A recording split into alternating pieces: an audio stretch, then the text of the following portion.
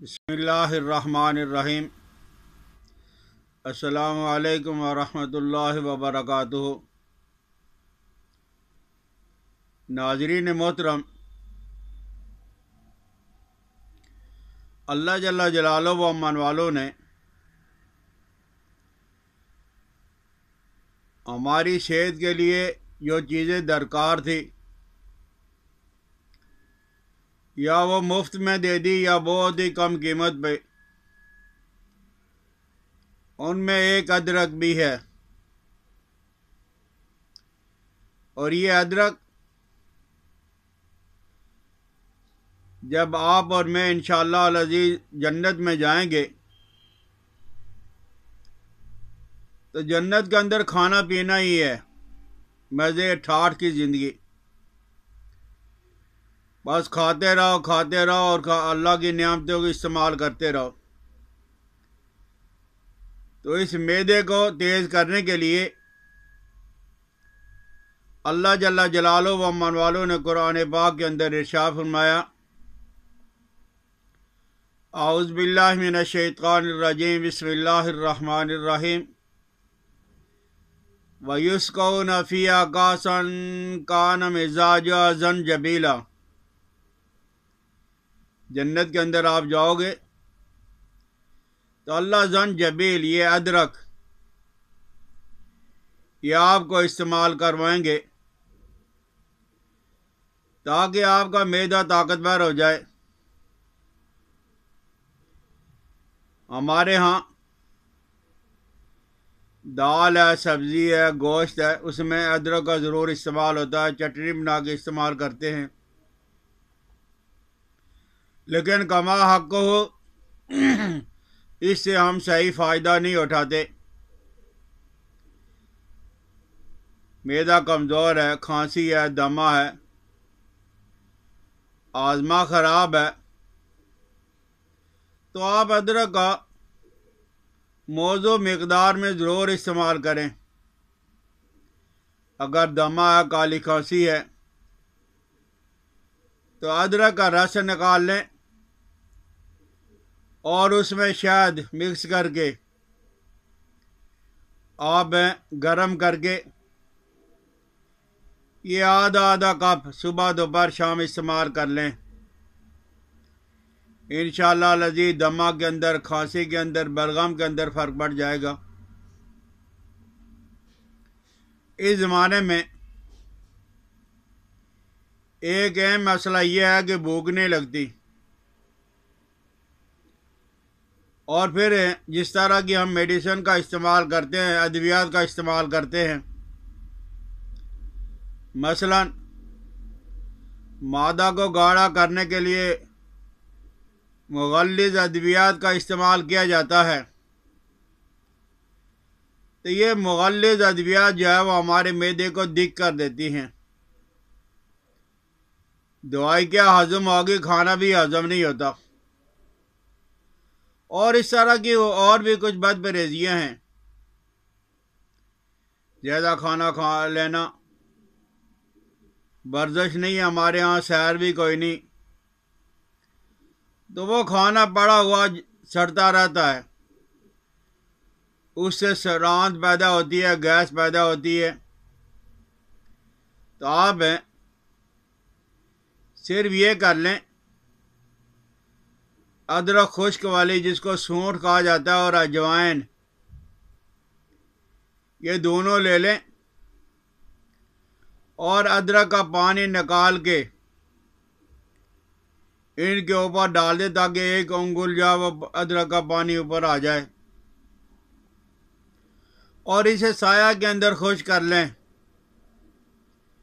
بعد میں سونٹ اور اجوائن کو آپ گرینڈر کر کے رکھ لو۔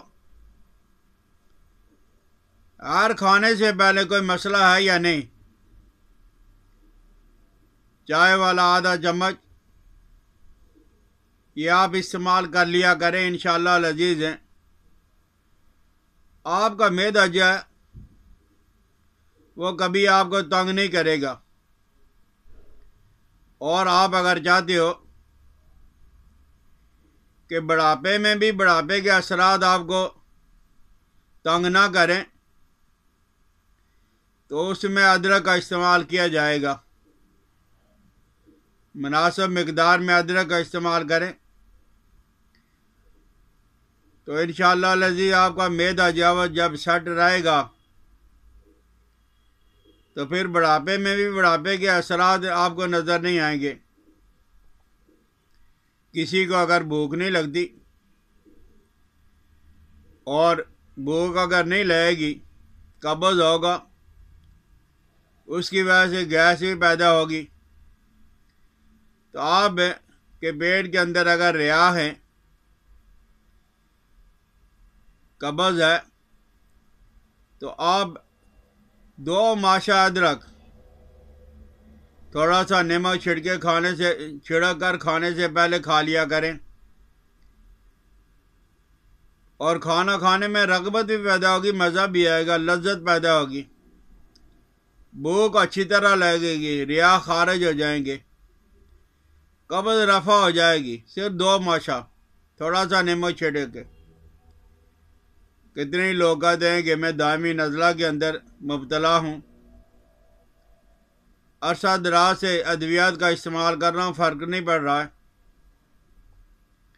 آپ ادرک لے لو اور ادرک کو آدھی شرانگ 2.5 تولے، اس کو 1 کلو پانی کے اندر ابالیں،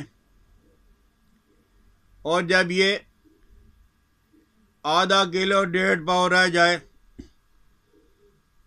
تو جب آدھا گلاس یا آدھا کپ صبح دوپہر شام آپ استعمال کر لیں، انشاءاللہ الذی نزلہ زکام اور اس کی وجہ سے رکا ہوا آپ کا گلا بھی ٹھیک ہو جائے گا۔ اور اگر آپ چاہتے ہو کہ آپ ایکٹیو رہو، تھکاوٹ اور سستی یہ آپ کے نزدیک بھی نہ آئے، تو آپ سونٹ لے لیں، خشک ادرک، اور اتنا ہی اس میں دیسی گھی اور اتنا ہی شہد ڈال کے آپ چاٹ لیں صبح کے وقت اور رات کے وقت۔ صبح کو جب چاٹو گے تو رات تک آپ توانائی اور طاقت محسوس کرو گے، اور اگر رات کو آپ نے چاٹ لیا تو صبح آپ بشاش اٹھو گے۔ تو علاج کے لیے یہ اللہ کی نعمتوں میں ایک بہت بڑی نعمت ہے ادرک، آپ اس کا ضرور استعمال کریں۔ نزلہ ہے، زکام ہے، کھانسی ہے، دمہ ہے، کھانا ہضم نہیں ہوتا، جسم کے اندر دردیں ہیں، یہ جو ریحی درد ہے ریاح کی وجہ سے، جب ہوا جسم کے اندر رک جاتی ہے تو یہ ہمیں بے چین اور بے قرار کر دیتی ہے۔